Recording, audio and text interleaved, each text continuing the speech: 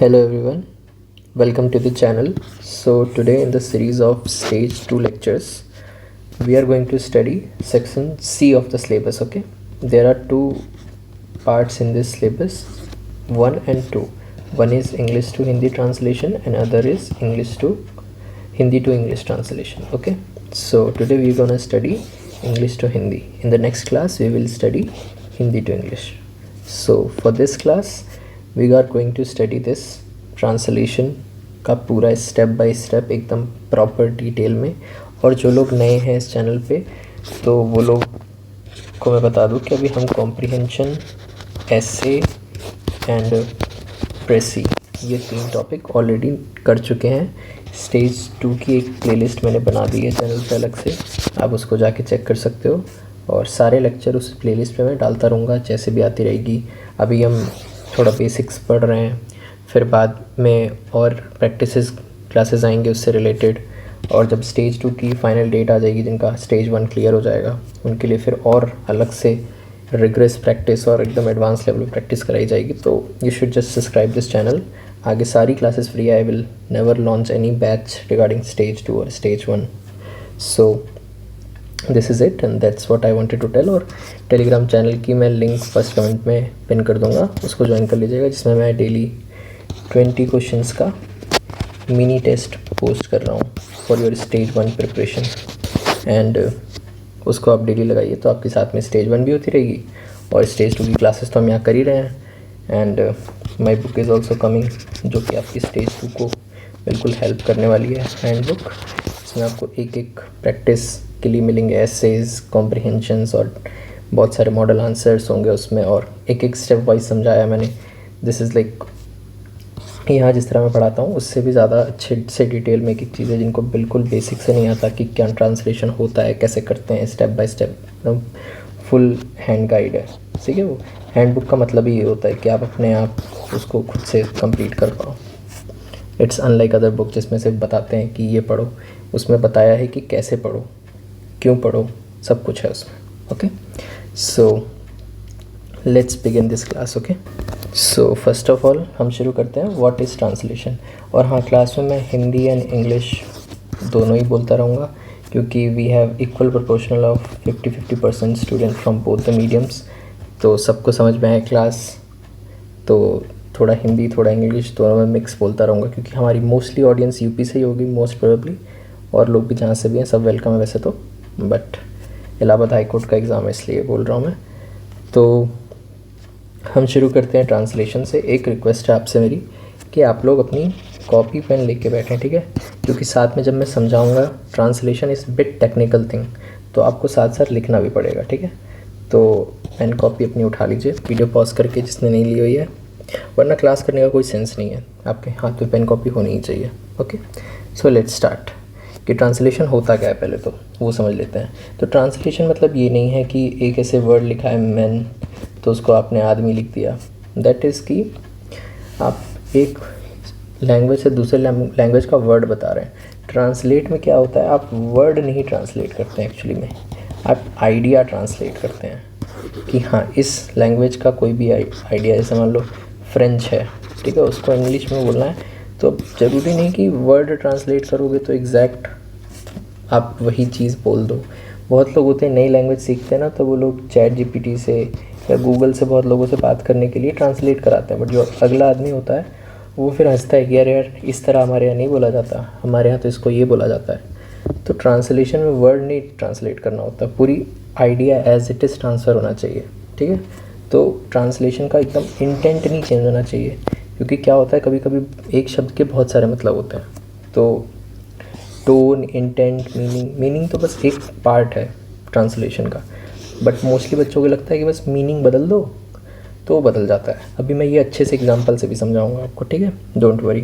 जिनको अभी ये समझ नहीं आ रहा कि सर क्या समझाना चाह रहे हैं, वो अभी मेरे साथ रहो, 2 मिनट में आप मेरे से कहोगे हाँ सर सही कह रहे हो आप। ठीक है, so translation doesn't mean replacing the English word with Hindi, यही चीज़ मैं समझा रहा था अभी आपको। ठीक है, तो उसका मीनिंग कॉन्टेक्स्ट सबसे होना चाहिए। अब हम देखते हैं एक एग्जांपल जिससे आपको समझ में आएगा, और ये गोल्डन रूल है, इसको एकदम स्टार करके अपनी कॉपी में नोट्स बना लो। ठीक है, अब जैसे कि ये वर्ड, ठीक है, the meeting has been postponed until tomorrow.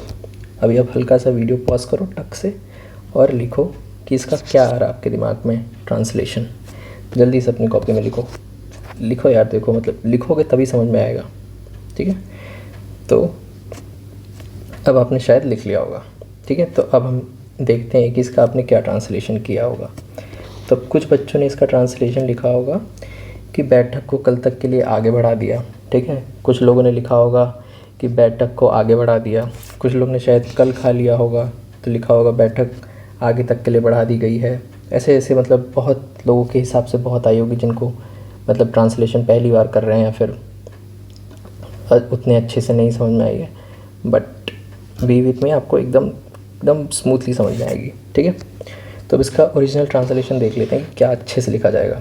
हम जैसे नॉर्मल बोलचाल की भाषा में तो बोल देते हैं, जैसे मान लीजिए आपके कॉलेज में एग्ज़ाम जब कभी पोस्टपोन हुआ होगा तो वहाँ तो आप लोग आम बोलचाल की भाषा में बोल देते हो ना कि अरे भाई अरे बहन सुन, ये अपना एग्ज़ाम तो आगे बढ़ गया, डेट आगे चली गई, या फिर इंग्लिश ही बोल देते हो कि अरे पोस्टपोन हो गया एग्ज़ाम हमारा। बट मुझे लगता है हार्डली ही कोई ऐसा होगा जो बोलता होगा कि हमारा इम्तिहान स्थगित हो गया है। इस तरह हिंदी में आप नहीं बोलते हो।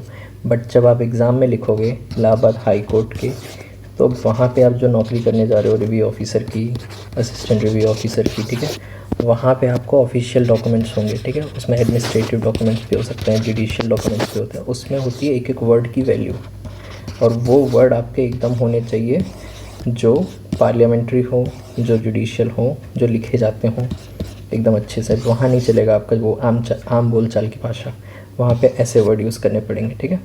तो करेक्ट ट्रांसलेशन उसका ये होगा, बैठक कल तक के लिए स्थगित कर दी गई है। तो इस तरह से आपको लिखना है, ठीक है, जो मैं बता रहा हूँ इस तरह नहीं करना। अब अगर आप एक एक अपने हिसाब से करोगे तो आपको इस तरह के थोड़े वर्ड लर्न करने पड़ेंगे। अभी जो मॉडल आंसर दिया है मैंने, स्टेज 2 का मॉक जो था पहला, उसमें आप लोगों ने देखा होगा कि जब मैंने ट्रांसलेशन का पार्ट कराया सेक्शन सी, तो उसमें मैंने इंग्लिश का हिंदी ट्रांसलेशन दिया है, फिर नीचे एक कीवर्ड का टेबल बनाया है जिसमें हिंदी है और इंग्लिश लिखा हुआ। तो उस तरह का मैं आप लोगों को बुक में भी बना के दूंगा कुछ वर्ड्स, क्योंकि जो जुडिशरी में वर्ड यूज़ होते हैं, ठीक है, पॉलिटी में जो वर्ड यूज़ होते हैं वो आम बोलचाल की भाषा में लोग नॉर्मली सुनते नहीं हैं, और उस तरह के आपको वर्ड्स पढ़ने पड़ेंगे डेली 5 वर्ड, या फिर बार बार रिवाइज़ करना पड़ेगा। तो जैसे रूल ऑफ लॉ का मैंने उसमें लिखा हुआ था इंग्लिश, उसका हिंदी ट्रांसलेट करा हुआ है मैंने, आप लोग मॉडल आंसर पढ़िएगा।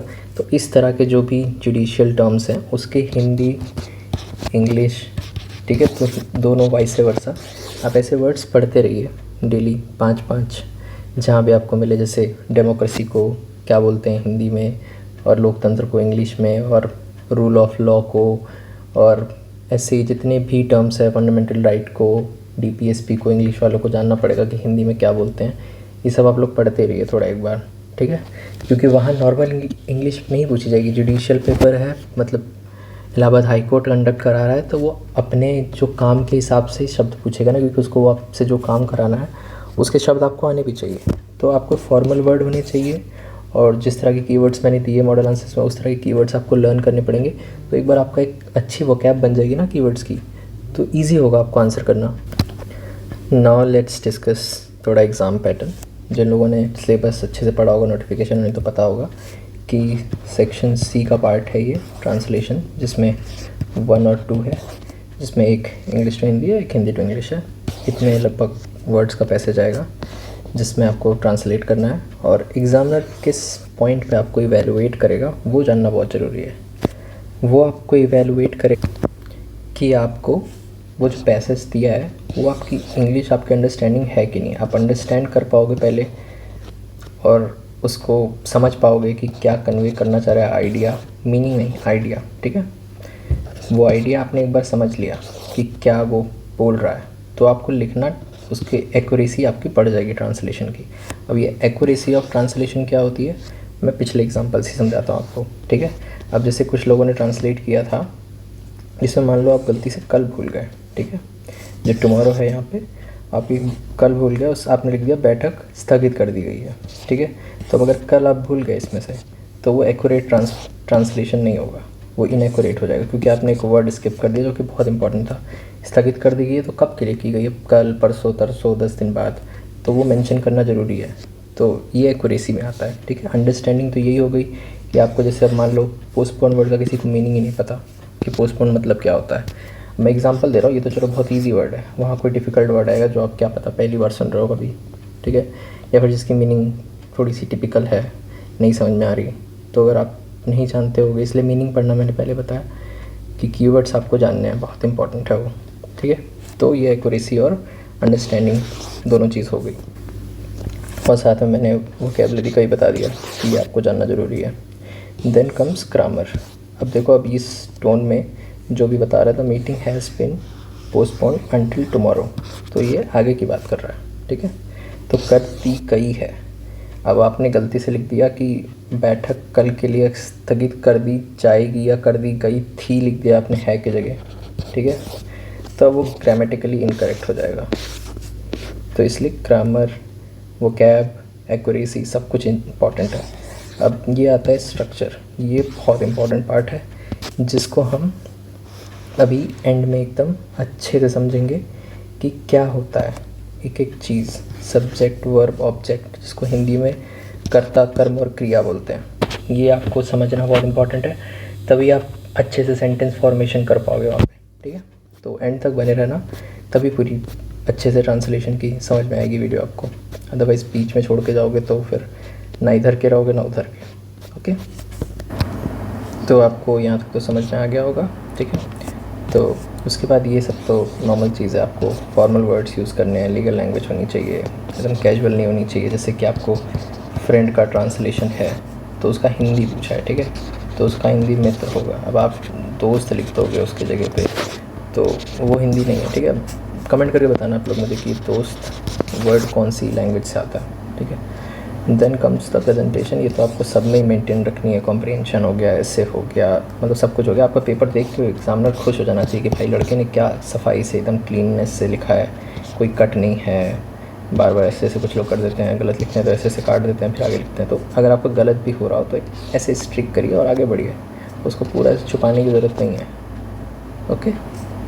बाकी ये चीज़ तो इम्पॉर्टेंट है, सब कुछ समझा दिया मैंने। अब स्टेप बाय स्टेप देखते हैं कि ट्रांसलेशन को एक्चुअली में आपको करना कैसे है, ठीक है। तो सबसे इम्पॉर्टेंट पार्ट है ये, मतलब पूरे वीडियो का एक तरह से समझ लीजिए आत्मा है ये। इसको समझ लिया आपने तो आप समझ जाओगे ट्रांसलेशन करना कैसे है। तो इसमें सबसे इम्पॉर्टेंट चीज़ तो यही है कि ट्रांसलेशन एकदम तुरंत नहीं करना है आपने, कि जैसे पैसेज पढ़ा, एक लाइन पढ़ी ट्रांसलेट कर दिए, फिर एक लाइन पढ़ी फिर ट्रांसलेट कर। पहले पूरा पैसेज एक दो बार अच्छे से पढ़ लेना है, समझ लेना है कि कहना क्या चाह रहा है उसमें ऑथर, ठीक है। एकदम 2 बार मैं तो कह रहा हूँ पढ़ लो, क्योंकि देखो 25 नंबर का है ये, ठीक है। ये वो UPSC PCS वाले होंगे शायद यहाँ पे, तो आपका ये 15 मार्क्स का क्वेश्चन नहीं है और ये 10 मार्क्स का क्वेश्चन नहीं है कि एक बार तुरंत क्वेश्चन पढ़े और फटाफट आपके दिमाग में जो आया लिखना पड़ेगा। यहाँ पे आपको मतलब प्रॉपर एक एक क्वेश्चन इतने ज़्यादा नंबर का है और लिखना कम ही है। अब जैसे मान लो प्रेसी है, 30 मार्क्स का है, 15-15, उसमें कितने वर्ड लिखने हैं आपको? 100 वर्ड लिखने होंगे ज़्यादा, तो 100 वर्ड लिखने में कितना ही टाइम लगेगा आपको? 5 मिनट, ज़्यादा से ज़्यादा 6 मिनट। तो एक्यूरेसी पे ज़्यादा ध्यान दोगे आप लोग, तो यहाँ मार्क्स एक्यूरेसी पे ज़्यादा डिपेंड करता है। कोई भी लीगल हो रहा हो काम, फॉर्मल काम हो रहा है, वहाँ पे एक्यूरेसी बहुत मैटर करती है, एक एक शब्द की वैल्यू है क्योंकि वहाँ पे, ठीक है। तो पहला स्टेप देखते हैं, तो वही रीड करिए एक एक सेंटेंस को कायदे से, एकदम कुछ वर्ड्स को उठा के ट्रांसलेशन एकदम तुरंत शुरू नहीं कर देना है, ओके। जैसे एग्जांपल के लिए देख लेते हैं, ये एक है इंग्लिश में, the government has launched a new employment scheme, ठीक है। तब अब इसमें समझ लीजिए पहले कि इसमें सब्जेक्ट क्या है, ठीक है, वर्ब क्या है, ऑब्जेक्ट क्या है। ये चीज़ तो शायद आपको बेसिक ग्रामर पता होगी, सब्जेक्ट वर्ब ऑब्जेक्ट क्या होता है, ठीक है, सबको ही ऑलमोस्ट। अब आप लोग ग्रेजुएट हो चुके हो, इतना तो बेसिक इंग्लिश सबको ही आती है, ठीक है। तो इसको आपने पढ़ा, अब आपने इसमें से समझ लिया कि गवर्नमेंट क्या है, ठीक है, क्या कर रही है गवर्नमेंट, न्यू स्कीम लॉन्च कर रही है, किसके लिए, एम्प्लॉयमेंट के लिए, ओके। तो ये इसका हो गया, स्कीम लॉन्च करना एक ऑब्जेक्ट हो गया, कर कौन रहा है, गवर्नमेंट कर रही है, ठीक है। तो ऐसे पूरे अच्छे से आप पढ़ेंगे, आपको आइडिया मिल गया कि गवर्नमेंट की एक स्कीम लॉन्च हो रही है, उसके आपको ट्रांसलेशन करना है जो लोगों को बेनिफिट करने वाली है, तो उसमें ये आइडेंटिफाई कर लिया आपने, ठीक है। जैसे कि अब सब्जेक्ट था गवर्नमेंट, वर्ब था लॉन्च कर रहा है कुछ, ठीक है, और वर्ब मतलब होता है क्रिया कि मतलब क्या काम हो रहा है, और ऑब्जेक्ट मतलब होता है कर्म कि किस पे काम हो रहा है, तो एम्प्लॉयमेंट स्कीम लॉन्च करने पे काम हो रहा है, ठीक है। तो ये आइडेंटिफाई करना इंपॉर्टेंट है आपको। ये देखो जो इंपॉर्टेंट सेंटेंसेस होंगे ना, जो बहुत मैटर करते होंगे, सेंटेंस का मेन सेंट्रल आइडिया होगा जो, उसमें आपको एकदम बिल्कुल आइडेंटिफाई कर लेना है कि सब्जेक्ट और ऑब्जेक्ट में डिफरेंशिएट कर लीजिएगा। ऐसा ना हो कि आपने सब्जेक्ट में ऑब्जेक्ट लिख दिया, ऑब्जेक्ट में सब्जेक्ट लिख दिया, क्योंकि हिंदी में देखना जो भी शब्द हिंदी में आखिरी में लिखा जाता है, इंग्लिश में वो स्टार्टिंग में आ जाता है। तो ये अभी मैं लास्ट में समझाऊंगा अच्छे से इसको डिटेल में, ठीक है। वो टेबल जो दिखाया था अभी आपको थोड़ी देर पहले। और आपको सेंटेंस में टेंसेज आइडेंटिफाई करना बिल्कुल ज़रूरी है कि ये प्रेजेंट बोल रहा है कि पास्ट में बोल रहा है कि फ्यूचर में बोल रहा है, तो ये अच्छे से आपको आइडेंटिफाई कर लेना। तो इस सेंटेंस को हमने अच्छे से तोड़ लिया कि इसमें हेल्पिंग वर्ब क्या है, हैज़ है, मेन वर्ब क्या है, लॉन्च्ड है, टेंस कौन सा है, प्रेजेंट परफेक्ट टेंस है। अब देखो जिसको टेंसेज में भी दिक्कत है कि प्रेजेंट टेंस क्या होता है, प्रेजेंट परफेक्ट क्या होता है, फ्यूचर परफेक्ट क्या होता है, ये सब आपके लिए, इसके लिए आपको एक अलग से टेंसेस पे क्लासेस करनी पड़ेंगी। आप यूट्यूब पे कहीं भी सर्च करो, किसी टीचर ने टेंस पढ़ाया होगा, वो आप वहाँ पे एक बार कर लो तो आप एकदम निश्चिंत हो जाओगे, ठीक है, कि कैसे किया जाता है ये।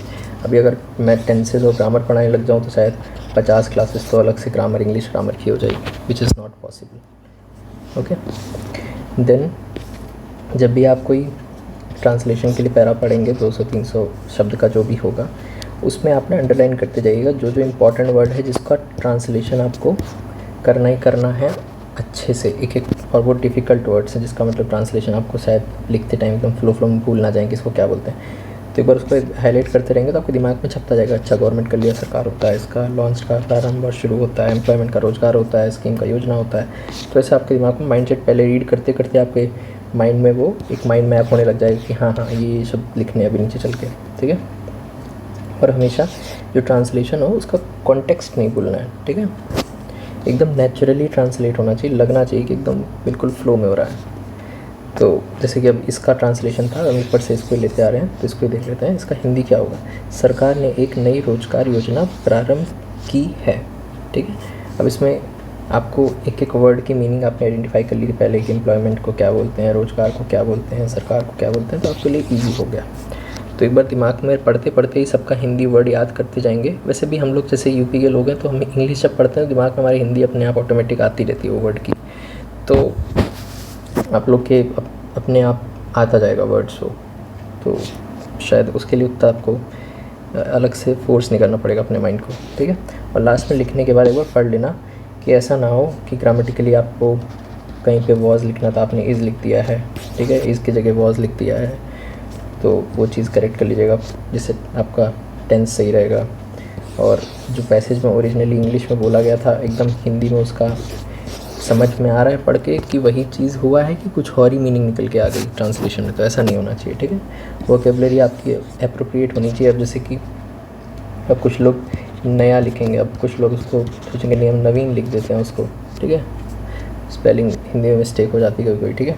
तो हाँ, तो क्या कहते हैं एकदम ज़्यादा कोई डिफ़िकल्ट वर्ड मत ट्राई करिएगा वहाँ पे, हाँ, जो नॉर्मल आपका हिंदी के शब्द हैं अब जितना नेचुरल लगे उतना अच्छा है। अब आप जानबूझ के आप उसमें संस्कृताइज्ड वर्ड यूज़ करना चाहेंगे कि संस्कृत से एकदम वैसी वाली हिंदी यूज़ करें एकदम सजा के ऑर्नामेंटल, तो उसमें फिर आप कुछ गलती कर बैठेंगे। यहाँ मार्क्स मिलेगा कि सिंपल हो यट एक्यूरेट हो, ऐसा। और बट लोग क्या सोचते हैं कि हम डिफ़िकल्ट हिंदी के शब्द घुसा देंगे तो शायद एग्जामिनर खुश हो जाएगा, नहीं, मिस्टेक कर देंगे उसमें आप गलती से तो फिर वो उल्टा हो जाएगा, लेने के देने पड़ जाएंगे एक्चुअली में, ठीक है। तो ये चीज़ें एक बार पढ़ लीजिएगा, ध्यान दीजिएगा इस चीज़ का। अब यहाँ पे हम पढ़ते हैं ट्रांसलेशन के टाइप कैसे कैसे होते हैं, मतलब बहुत तरीके के ट्रांसलेशंस होते हैं, तो यहाँ पे हम सबको डिटेल में पढ़ेंगे, ओके।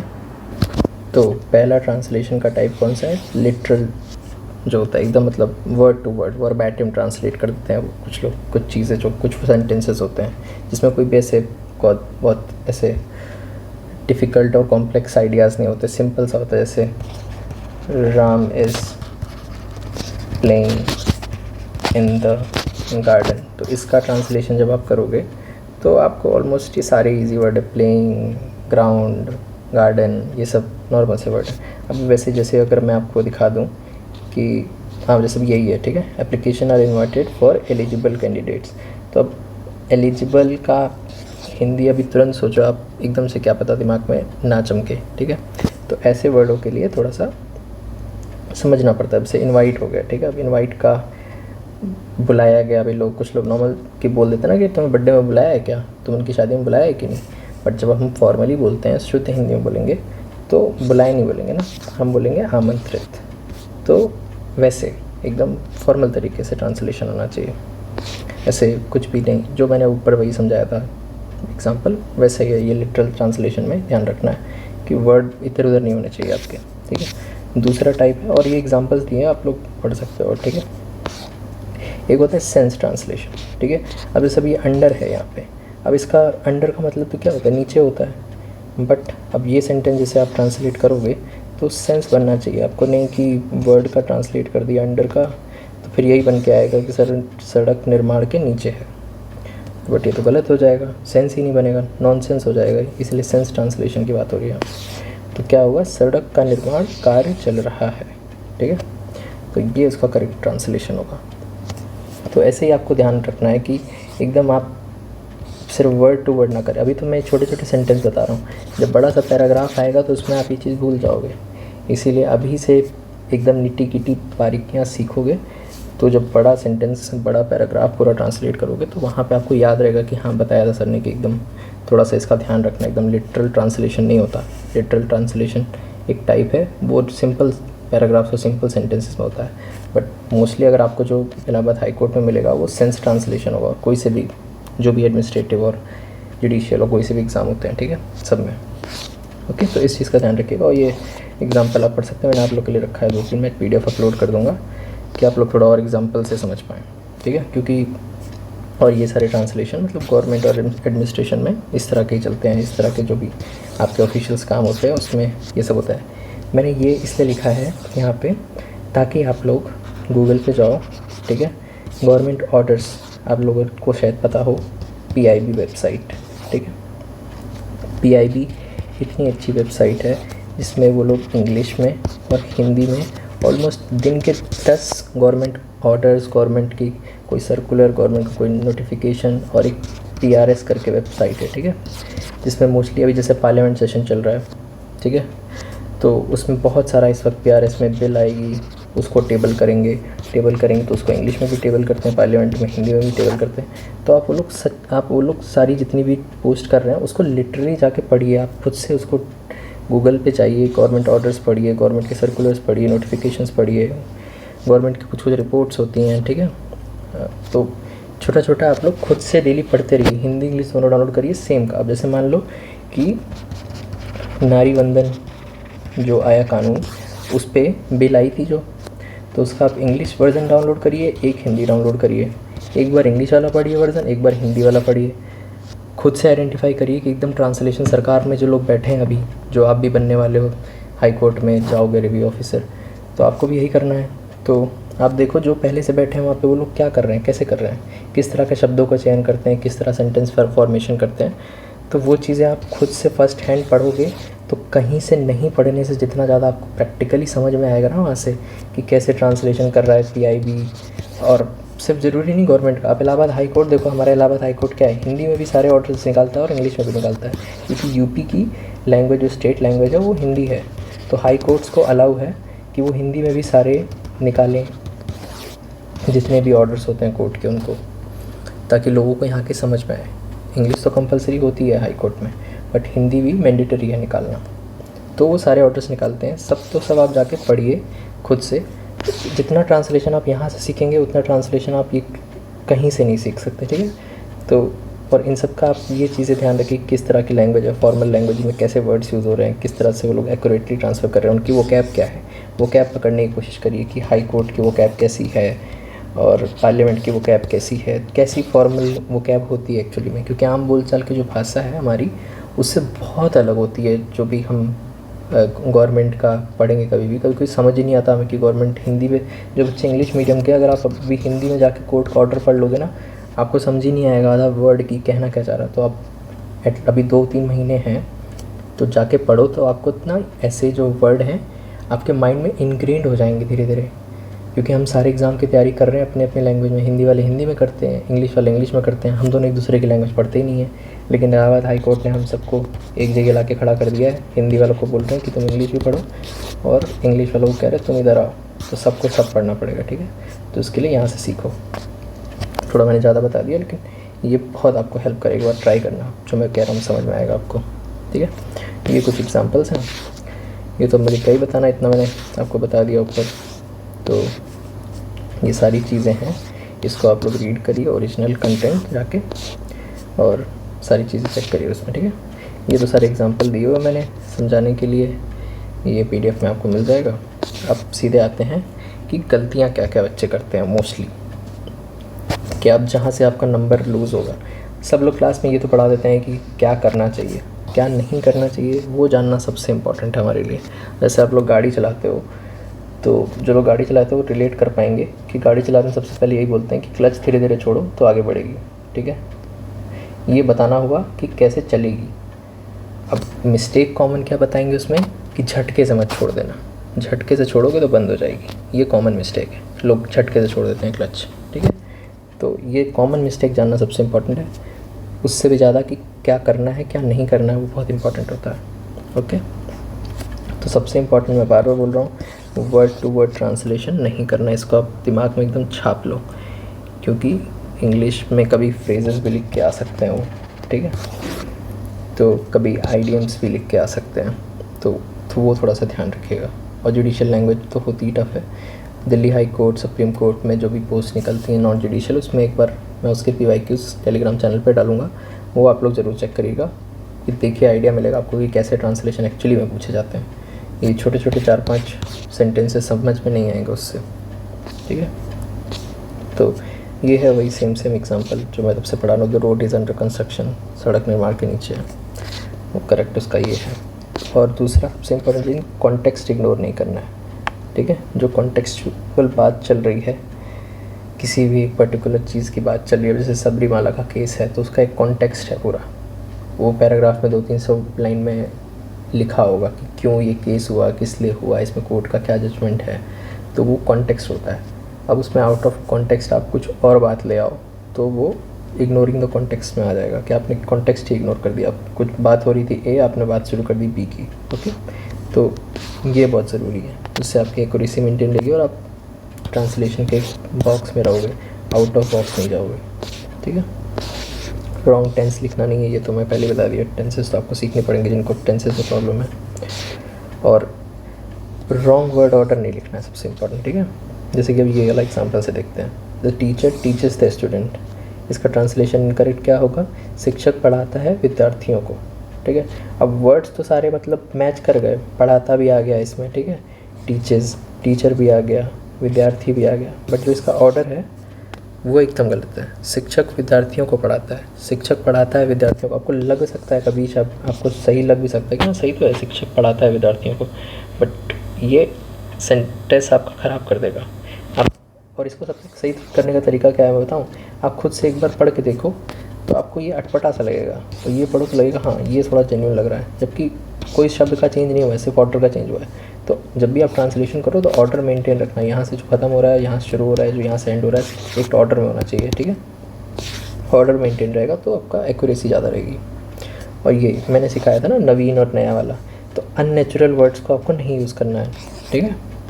कि ज़बरदस्ती आप सोच रहे नहीं यार मैं तो हिंदी में ग्रेजुएट हूँ तो मैं तो ये इंग्लिश मीडियम वालों से कम्पीट करूँगा और मैं एकदम ऐसे सजा के शब्द लिख के आऊँगा, उस चक्कर में अगर आप बहुत ही आप ब्रिलियंट हो हिंदी में तो कोई दिक्कत नहीं है, ठीक है, तब आप लिखो चाहे जैसे, लेकिन गलती नहीं करना उसमें कि नया वर्ड घुसाने के चक्कर में कोई गलती कर दी। तो नॉर्मल लिखो ऐसे, ठीक है, एकदम इतना बड़ा लिखना भी तो कम है, जितना पेपर में कम लिखना पड़े उतना ही आपका फ़ायदा है। ज़्यादा भर के पेज नंबर नहीं मिलते हैं, जितना अच्छा होगा, एक्यूरेट होगा, परफेक्ट होगा। तो आप एक बार नोटिफिकेशन में ना जाके सिलेबस पढ़िए, उसमें कितने डिटेल में इन लोगों ने सेक्शन हर सेक्शन को डिफाइन किया है कि हम एक्सपेक्टेशन क्या कर रहे हैं, ठीक है। नोटिफिकेशन आप लोग ज़रूर पढ़ा करिए कोई भी एग्ज़ाम हो, ठीक है। तो ये हो गया। फिर जो नेक्स्ट ये है, नेक्स्ट क्या है कि चेंजिंग द ओरिजिनल मीनिंग। कुछ भी अपनी मर्ज़ी से उसमें ऐड और रिमूव नहीं करना है। ये प्रेसी नहीं है, ठीक है, ये प्रेसी राइटिंग है। यहाँ पे आपको एक्यूरेसी पे ज़्यादा ध्यान रखना है, वहाँ पे आपको मीनिंग बतानी होती है, यहाँ पे आपको इन्फॉर्मेशन देनी है। वहाँ पे मीनिंग बतानी है, यहाँ इन्फॉर्मेशन। इन्फॉर्मेशन और मीनिंग में डिफरेंस होता है, ठीक है। तो यहाँ पे आपको कोई भी अपने तरफ से इन्फॉर्मेशन एक्स्ट्रा नहीं डालनी, अपने तरफ से वर्ड नहीं पुट कर देने कि चलो ये भी घुसा देते हैं या फिर ये हटा देते हैं। जो है सो है। ट्रांसलेशन मतलब होता है एज इट इज़, आपको जो उसमें है वो पूरा आना चाहिए। अब 200 शब्द का मान लीजिए है इंग्लिश में, तो हिंदी में 180 से 200 के बीच में हो जाएगा वो। ऐसा ना हो कि 200 का था आपने तो 150 में निपटा दिया, तो कुछ तो आप खा गए या तो, और अगर 200 का था और आपने 250 कर दिया तो कुछ तो आप एक्स्ट्रा लिखा है, दैट मीन्स। तो ये इस चीज़ का ध्यान रखिएगा कि ओरिजिनल मीनिंग उसकी ना ख़त्म हो जाए। एग्जाम्पल के लिए लिखा हुआ है the examination will be held next month. इसका इनकरेक्ट ट्रांसलेशन क्या होगा कि परीक्षा अगले महीने अवश्य होगी। बट अगर उसको फिर मतलब एग्जामिनेशन विल बी, तो अब ये फ्यूचर की तो बात ही नहीं हुई, अगले महीने, ठीक है। तो उसको अच्छे से लिखेंगे, परीक्षा अगले महीने आयोजित की जाएगी, तो उसमें आएगा ये वर्ड, ठीक है। तो सब कुछ एकदम एक्यूरेटली होना चाहिए, कोई भी वर्ड खाना नहीं है, कोई भी वर्ड निकालना नहीं है। बाकी ये एक बार आपको लिखने के बाद प्रूफ रीड तो सारे करने चाहिए, नॉट जस्ट ट्रांसलेशन। ऐसे भी आप जब लिखें तो आखिरी के 10 मिनट में ना आप टाइम निकालिएगा कि आपका पेपर एटलीस्ट 10 मिनट पहले हो जाए, तो आप एक एक चीज़ पढ़ लें कि आपने कुछ गलत सही तो नहीं लिखा है, तो उसको थोड़ा सही कर लेंगे, ठीक है। तो प्रूफ रीडिंग ज़रूरी है, वो बिल्कुल मतलब ज़रूरी करना पड़ेगा आपको, ठीक है। Then the next topic is sentence structure, जो मैं ऊपर समझा रहा था, सब्जेक्ट वर्ब एंड ऑब्जेक्ट, जिसको हिंदी में बोलते हैं कर्ता, कर्म और क्रिया। तो इस तरह से ऊपर मैंने एग्जांपल दे ही दिया था, जिसका भी मैं नीचे टेबल आपको समझाने वाला हूँ, ठीक है। तो ये एग्जांपल्स आप थोड़े पढ़ लीजिएगा, आपको जिनको बिल्कुल भी आइडिया नहीं है सब्जेक्ट वर्ब ऑब्जेक्ट कैसे निकालते हैं, तो उसको मैं बता देता हूँ। सब्जेक्ट क्या होता है? सब्जेक्ट होता है कर्ता, ठीक है। तो किसी भी वाक्य में सब्जेक्ट उसे कहते हैं जो काम मतलब ऐसा है, जैसे कि अब सब्जेक्ट है the court accepted the petition, तो यहाँ पे कोर्ट क्या है? कोर्ट सब्जेक्ट है जो काम को कर रहा है, कोर्ट ही करेगा ना एक्सेप्ट पिटिशन को। क्या करेगा एक्सेप्ट? मतलब कर क्या रहा है? एक्सेप्ट कर रहा है, तो ये क्रिया हो गई एक्सेप्ट करना। और किस चीज़ को एक्सेप्ट कर रहा है? तो वो है पिटिशन को। तो जो कर रहा होता है वो सब्जेक्ट हो जाता है, जो चीज़ कर रहा होता है, क्रिया कर रहा होता है, वो वर्ब हो जाता है, और ऑब्जेक्ट की जिस चीज़ पे काम हो रहा है, ठीक है, पिटिशन एक्सेप्टेंस पे काम हो रहा है, तो वो ऑब्जेक्ट हो जाता है आपका, ठीक है। तो ये समझ में आ जाएगा आपको। बाकी और एग्जांपल दिए हैं आपके लिए, वो आप पढ़ लीजिएगा, ओके। नाउ मैंने ये ऊपर भी बताया था कि हिंदी का जो पहले होता है वर्ड वो हिंदी में इधर आ जाता है कभी कभी, तो उस ऑर्डर का बहुत ध्यान देना है। इसको हम एग्जांपल से देखते हैं, ठीक है। कि शी राइट्स अ लेटर, तो उसको हिंदी में होगा वो पत्र लिखती है, ठीक है। अब देखो राइट्स यहाँ पे था और लेटर यहाँ पे था, अब लेटर आ गया और राइट्स आ गए यहाँ पे, ठीक है। तो हिंदी में आप ये चीज़ और इंग्लिश में ये चीज़ आप बहुत देखोगे, बहुत जगह आपने बचपन से नोटिस कर लिया होगा आज तक, तो मुझे लगता है, ठीक है। दूसरा एग्जांपल देखते हैं, the government released the report. अब देखो रिपोर्ट यहाँ आखिरी में था, रिपोर्ट यहाँ पे आ गया, रिलीज यहाँ था लेकिन पीछे चला गया। तो ये चीज़ आपको ध्यान देनी है, हिंदी इंग्लिश में आपको ये चीज़ याद रहेगी तो थोड़ा सा इजी हो जाएगा आपके लिए ट्रांसलेशन करना। ये चीज़ मतलब आपके दिमाग पर रहेगी तो धीरे धीरे आपको समझ आने लगेगा कि हाँ यार ये कुछ तो गलत हो रहा है, ये आगे पीछे क्यों नहीं हो रहा, मेरा तो एकदम स्ट्रेट चला जा रहा है। तो ये चीज़ आपको याद रहेगी तो आपका सेंटेंस का ट्रांसलेशन ईजी हो जाएगा। अब ये प्रॉपर टेबल है जिसमें एक एक सेंटेंस मैंने लिखा हुआ है सब्जेक्ट वर्ब ऑब्जेक्ट में, उसका ट्रांसलेशन भी है, फिर हिंदी में उसका कर्ता क्रिया कर्म सब समझाया हुआ है, ठीक है। तो उसको शुरू करते हैं। तो शी रीड्स अ बुक, ऊपर मैंने बताया ये वाला, टीचर टीचर्स द स्टूडेंट्स, ये वाला भी बताया। तो इसमें आप देख लो, ऊपर मैंने आपको कोट वाले में समझाया ही कि सब्जेक्ट होता है जो कर रहा होता है, क्या चीज़ कर रहा होता है और किस चीज़ पे कर रहा होता है, ठीक है। तो ये चीज़ आप इस टेबल को अच्छे से पढ़ो, इसलिए आपके लिए मैंने मल्टीपल एग्जांपल्स दे दिए हैं एकदम अच्छे से। तो आपको एक बार दोबारा पढ़ोगे तो समझ में आएगा। अब हम करते हैं इसका एक पढ़े पैसेज को जैसे एग्ज़ाम में आता है प्रॉपर, उस पर एक बार ट्रांसलेट करके देखेंगे तो जितना हमने ऊपर पढ़ा है वो सब समझ में आ जाएगा। Okay, so let's begin. तो हम लोग पहले एक बार पूरा ये पैसेज पढ़ते हैं। अब ये वो नहीं है कॉम्प्रिहेंशन की क्लास मैंने जो पिछले बताया था कि पहले क्वेश्चन पढ़ो फिर पैराग्राफ पढ़ो। अब ये तो यहाँ तो ट्रांसलेट करना है, तो पहले पैराग्राफ ही पढ़ेंगे पूरा अच्छे से, ठीक है। और ऐसा नहीं है कि आप पहले ऊपर बताया मैंने कितना पढ़ के आप एक लाइन नीचे ट्रांसलेट करना शुरू कर दिए। पहले पढ़िए अच्छे से, एकदम समझ लीजिए कि कहना क्या चाह रहा है, ठीक है। 25 मार्क्स का सवाल है। तो ये पढ़ते हैं हम लोग। Education plays a vital role in development of individual as the nation. Okay, तो अब यहाँ पे आपको समझ में आ गया, मैंने बोला था अंडरलाइन करना जो भी इंपॉर्टेंट लगे। तो वाइटल रोल, अब इसका जल्दी से दिमाग में हिंदी मीनिंग सोचिए। डेवलपमेंट का हिंदी में क्या कहते हैं वो सोचिए, इंडिविजुअल को हिंदी में क्या कहते हैं वो सोचिए, ठीक है। अब आप ये सारे वर्ड्स याद कर लेंगे दिमाग में एक बार। जब तक ये एंड होगा तो जब आप दोबारा लिखने आओगे तो आपको ये नहीं सोचना पड़ेगा कि अरे इसको कहते क्या थे हिंदी में, ठीक है। और जिनको नहीं समझ में आ रहा कि यार मेरे को तो इसका तो हिंदी आता ही नहीं, याद ही नहीं आ रहा, तो यही मैंने बोला है कि आपको डेली कीवर्ड्स पढ़ने ही पड़ेंगे, तभी ये सब याद होगा। जिनकी इंग्लिश वीक है, जो हिंदी मीडियम के स्टूडेंट हैं, उनको मैं स्पेशली कह रहा हूँ आपको बहुत फोकस करने की ज़रूरत है, ठीक है। और इंग्लिश वाले भी ज़्यादा खुश होने की ज़रूरत तो होती नहीं है, क्योंकि यार देखो जब हमें हिंदी से इंग्लिश भी करना होगा ना तो हमें वही डिफ़िकल्टी होगी। जिनका एक वीक है, जिनका दोनों स्ट्रॉन्ग है, आप तो यार सेफ हो, बेस्ट है आपके लिए तो, ठीक है। फिर नेक्स्ट लाइन पढ़ते हैं, ये हमने अंडरलाइन कर लिया था, ठीक है। फिर नेक्स्ट सेंटेंस पढ़ते हैं। It not only improves knowledge and skill but also develops responsible and aware citizens। तो अब देखो इस यहाँ पे क्या हो गया, यहाँ पे हमने सिटीजन्स को कर लेंगे, नागरिक बोलते हैं, ऐसे दिमाग में याद कर लेंगे। अवेयर को क्या बोलते हैं वो याद कर लिया, नॉलेज को क्या बोलते हैं, स्किल को क्या बोलते हैं, ये कुछ वर्ड्स हैं, ठीक है। अब जैसे रिस्पॉन्सिबल है, इतना तो जिम्मेदार तो सबको पता होगा वैसे यार, इतनी इंग्लिश तो भी किसी की भी नहीं होती, ठीक है। ये सारे वर्ड्स को मत अंडरलाइन करना कि ओनली को क्या कहते हैं, डेवलप को क्या कहते हैं, ठीक है। ये सब तो विकास नॉर्मल वर्ड तो पता ही होता है। फिर नेक्स्ट सेंटेंस पढ़ते हैं। मैं यहाँ पे टाइमली थोड़ा देर लगा के पढ़ रहा हूँ, मैं समझाना पड़ रहा है, आप थोड़ा जल्दी पढ़ोगे हो जाएगा जल्दी, ठीक है। A strong education system promotes scientific thinking. अब देखो यहाँ साइंटिफिक थिंकिंग, इसका हिंदी आपको सोचना पड़ेगा। अब एजुकेशन का नहीं सोचना पड़ेगा आपको कि यार एजुकेशन को हिंदी में क्या बोलते हैं, सिस्टम को हिंदी में क्या, इतना कॉमन इंग्लिश हिंदी है ये, ठीक है। तो जो ऐसे वाले वर्ड हैं नहीं, मतलब ऐसे वाले वर्ड हैं, इन पे थोड़ा ज़्यादा एम्फेसिस रखिएगा। ऐसा ना हो कि ट्रांसलेशन में ये इंपॉर्टेंट वर्ड ही छूट जाए तो वो इनएक्यूरेट हो जाएगा ट्रांसलेशन। ओके, एक्यूरेसी पे बहुत ध्यान देना है कि एक वर्ड जो था मीनिंग में वो आए हमारे ट्रांसलेशन में।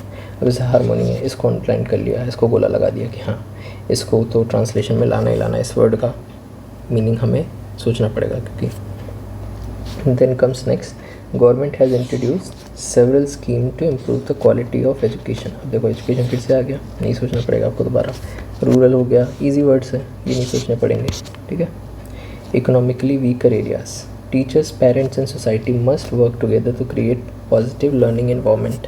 अब देखो पॉजिटिव लर्निंग एनवायरनमेंट, अब इसका थोड़ा सा आपको हिंदी सोचना पड़ेगा शायद, ओके। अब आप लिटरल मीनिंग में चले जाओगे, एक कर दोगे तो वो उतना एक्यूरेसी नहीं आएगी। तो पूरा सेंटेंस आपको एक साथ ट्रांसलेट करना है। वर्ड कभी मत सोचिएगा करने का कि यहाँ पे इसको बच्चा लिख दिया, फिर यहाँ पे इन्वायरमेंट को पर्यावरण लिख दिया, लर्निंग को लिख दिया अलग से, इसको अलग से, फिर नीचे उसको एक साथ लिख दिया, उससे नहीं होगा। पूरी मीनिंग्स एक साथ ट्रांसलेट होती है सेंटेंस, क्योंकि यहाँ पे वर्ड ट्रांसलेशन नहीं है, पूरा पैसेज ट्रांसलेशन है, ओके। ऊपर मैं समझा ही चुका हूँ ये बात। फिर next sentences, equal access to quality education can reduce social inequality and increase employment opportunity. अब देखो काफ़ी बार शब्द रिपीट भी होंगे बहुत सारे, जैसे एजुकेशन बार रिपीट हो रहा है ना, और भी चीज़ें हैं जो रिपीट हो रही, तो इसमें आपको फ़ायदा मिल जाएगा। ट्रांसलेशन में बहुत सारे नए वर्ड्स नहीं आएंगे, तो जितना नए वर्ड्स नहीं उतना ईजी, ठीक है। Then in today's rapidly changing world, continuous learning and skill development has become essential for personal national progress. Therefore every citizen should understand importance of education, contribute towards building an educated, progressive, self resilient society. तो अभी आपने एक बार तोड़ के पढ़ लिया, मतलब अभी हमें आज तो बहुत टाइम लगा यहाँ पे, बट आप एक बार तोड़ के सारे सेंटेंस पढ़ो, ठीक है। और अंडरलाइन करो सारे इंपॉर्टेंट वर्ड्स जितने भी थे, ठीक है। अब एक बार शुरू से एंड तक एक बार में पढ़ो, ठीक है। तो पढ़ते हैं शुरू से। Education plays a vital role in development of individual as the nation. It not only improves knowledge and skill but also develop responsible and aware citizen. तो ये कह रहा है एजुकेशन हमारे डेवलपमेंट में हर इंडिविजुअल के बहुत महत्वपूर्ण रोल करता है, ठीक है अदा। तो जिससे हमारा सिर्फ नॉलेज नहीं बढ़ता, ठीक है, बल्कि हमें वो एक रिस्पॉन्सिबल और एक जागरूक नागरिक बनाता है, ठीक है।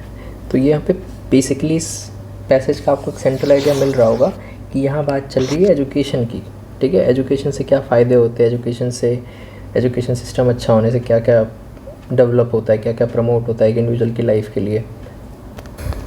तो आप इसको पूरा जब पढ़ोगे तो आपको समझ में आ जाएगा कि ये बात एजुकेशन की चल रही है। फिर आप एक बार इस वीडियो को पॉज करो, ठीक है, पूरा यहाँ से यहाँ तक पढ़ो और एक बार खुद से लिखो, टूटा फूटा जैसा भी लिख पा रहे हो एक बार इसको पढ़ो अच्छे से, ठीक है। वीडियो बहुत लंबी हो जाएगी, मैं फिर से बार बार पढ़ूंगा, आपको ट्रांसलेट कराऊंगा, तो इसलिए मैं आज पहले से आंसर लिख के आया हूँ, ताकि क्लास में लिखने में फिर कल की क्लास बहुत लंबी हो गई थी और ट्रांसलेशन वैसे ही लंबा टॉपिक है थोड़ा।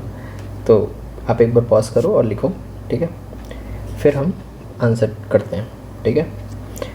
तो अब आप लिख चुके होंगे, तो चलो इसको आंसर देखते हैं, अपने आंसर से मिलाओ आप लोग, ठीक है। ये सबसे ध्यान देना कि आपने कोई महत्वपूर्ण वाइटल चीज़ भूल ना गई हो इस ट्रांसलेशन में, ठीक है। तो अब अपना ट्रांसलेशन वर्ड बाय वर्ड यहाँ से यहाँ तक आप लोग चेक करो कि कौन से वर्ड छूट गए, कौन सा आइडिया छूट गया, और इसको पढ़ो, ठीक है। और जिसके बहुत ज़्यादा वर्ड छूट गए हो ट्रांसलेशन में, तो आपकी वोकेबलरी में प्रॉब्लम है मेनली, ठीक है। और जिनका अगर ट्रांसलेशन में ऐसा हुआ हो कि पास्ट का प्रेजेंट हो गया हो, प्रेजेंट का पास्ट हो गया हो, है की जगह था हो गया हो ऐसा, ठीक है, तो वो लोग थोड़ा सा टेंसेस पे ध्यान दो, ठीक है। मैं डायग्नोस कर दे रहा हूँ आपकी सारी प्रॉब्लम। जिनका है था, हुआ, करेगा, करना चाहिए, इन सब की गलतियाँ हो रही है, वो टेंसेस पे ध्यान दो, ठीक है। और जिनसे ऐसे वर्ड छूट गए जो हमने हाईलाइट किया था, वाइटल रोल, ठीक है। और यहाँ पे था ना एक कौन सा वर्ड था हमारा, हाँ, पॉजिटिव लर्निंग एनवायरनमेंट, इसका आप नीचे देखोगे तो है ना हर चीज़। तो वो ऐसे वर्ड जैसे गुणवत्तापूर्ण शिक्षा आपने नहीं लिखी, उसके लिए कुछ और लिखा हो, और सकारात्मक शिक्षा, शिक्षण वातावरण, ये अगर आपने छूट गया आपसे तो आपकी एक्यूरेसी में कमी है। थोड़ा उस पर ध्यान दो कि मतलब ऐसे इम्पॉर्टेंट जो भी फ्रेजेस होते हैं ना, जैसे यहाँ पे था पॉजिटिव लर्निंग एनवायरनमेंट, और क्रिटिकल थिंकिंग प्रमोट करता है, साइंटिफिक थिंकिंग प्रमोट करता है, अवेयर सिटीजन बनाता है। तो इस पैसेज का ये soul and heart and soul है इसका, वो चीज़ें नहीं छूटनी चाहिए आपके ट्रांसलेशन में, ठीक है। साइंटिफिक वैज्ञानिक दृष्टिकोण हो गया है ना, ये वाला बता ही चुका हूँ मैं, तो ये चीज़ें नहीं छूटनी चाहिए।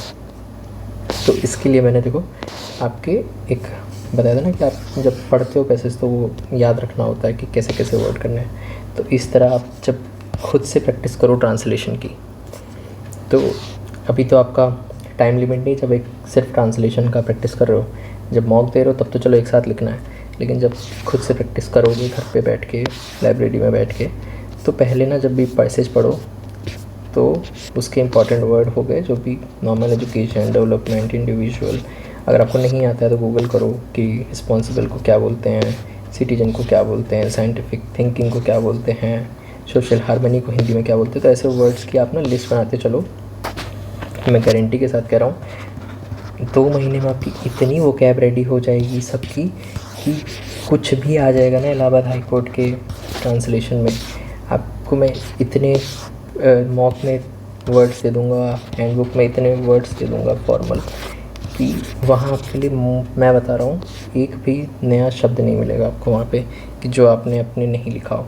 खुद से भी आप डेली 5 गूगल करते हुए एक मैसेज निकालो PIB का, उसका हिंदी देखो, खुद से पहले ट्रांसलेट करो, फिर चेक करो आपने कितना एक्यूरेटली ट्रांसलेट किया है, ठीक है। उसमें से जो भी आपको लगे कि ये ऑफिशियल वर्ड है, फॉर्मल वर्ड है, उसको अपनी एक डायरी बनाओ। वो कैब के लिए देखो एक डायरी तो बहुत ज़रूरी है ट्रांसलेशन के लिए। ये नहीं लिखोगे आप तो वहाँ नया शब्द आएगा, फिर आप क्लूलेस हो जाओगे and that will make issues, okay. तो दिस इज़ इट। और अभी फिर नेक्स्ट क्लास में हम लोग हिंदी टू इंग्लिश का पढ़ेंगे, ठीक है। एंड इसके मैं PDF डाल दूँगा, तो आप जो एग्जांपल्स हैं, जो भी सब्जेक्ट वर्ब ऑब्जेक्ट है, वो सारी चीज़ें एक बार अच्छे से कर लीजिएगा। और टेलीग्राम चैनल ज्वाइन कर लो ताकि PDF आपको मिल जाए, और आगे भी क्लासेस आती रहेंगी। और फिर स्टेज 2 का मिनी टेस्ट भी मैं डाल रहा हूँ, जिससे आपकी स्टेज 2 भी प्रिपरेशन ना छूटे स्टेज 2 के चक्कर में। तो सब चलता रहेगा। Thank you so much, study well and get selected. Thank you.